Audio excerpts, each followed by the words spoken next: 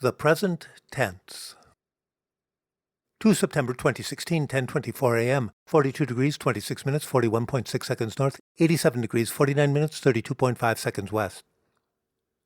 I've just had to move out to a table here on the patio because the assistant manager of the coffee shop decided to turn on the TV with full sound to catch the news on CNN. The headlines at the top of the hour weren't too bad, only a couple of sound bites from the candidates. But then they went to one of those crazy cable news panel discussions. This one was about Trump's planned visit to a black church in Detroit this Sunday, which is supposed to be some kind of act of reaching out to the African American community.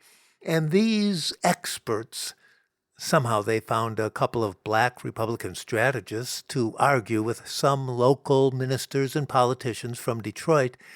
They started going at each other about what Trump and the black congregation absolutely had to do or avoid doing, and who had the right to tell a black congregation who they should or shouldn't invite to their church on a Sunday morning. And even though I wasn't looking at the screen, I could not take it. I mean, 3 of the 5 voices were expressing points of view that I more or less agreed with, but I just could not tolerate one more talking point, one more moment of calculated rhetorical outrage.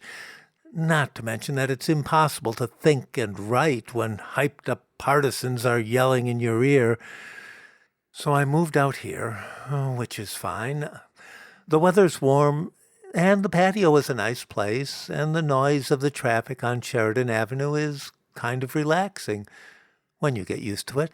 Although the metal chairs were clearly designed to keep people from hanging out here for more than half an hour at a time.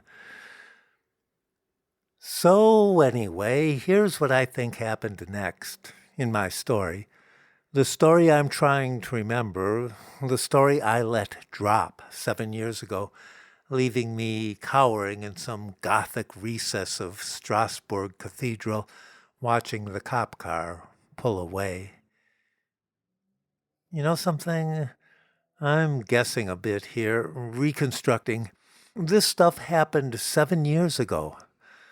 Well, here's my best shot. So the cop car never came back, and after a few minutes, I found the courage to stand up straight and walk away from the cathedral, my head held high like a person who has every right to be strolling through a foreign city at who knows what hour of the early morning. I found my way back to my room, that dusty little room in the place next door to the Hôtel Mercure.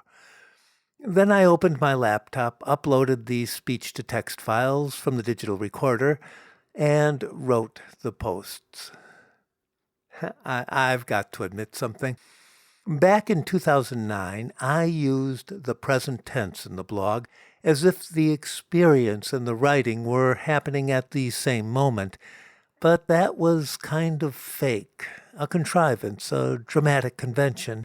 I did write that first post on the airplane when I was offline, and I liked the way it sounded, the immediacy. After that, I did take notes with my digital recorder, and of course those were usually in present tense, so I figured I'd give my readers the real-time experience, even if the real-time part wasn't exactly real. You see, the transcripts from my digital recorder were just very rough first drafts, and I really wrote the blog on my laptop, usually an hour or 2 after the events occurred. And to be honest, I fudged the timestamps and the geotags. The blogging tool always wanted to record the time and place where I was when I clicked publish, but I figured out how to do a manual override. The map program on my phone showed me where I had been that day, so I would zoom in on the squiggly line to find the time and place of each post. My best guess, that is. So that's what I did that morning. I wrote the posts my mind still twisting in the logic of the nightmare, and then I clicked publish and collapsed on the dusty bed and slept till noon. When I awoke, it was gone.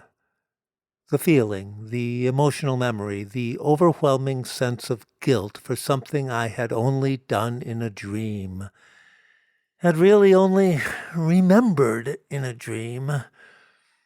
Also gone, though I wouldn't realize it for a while, was the urge to record every detail of my life in a blog.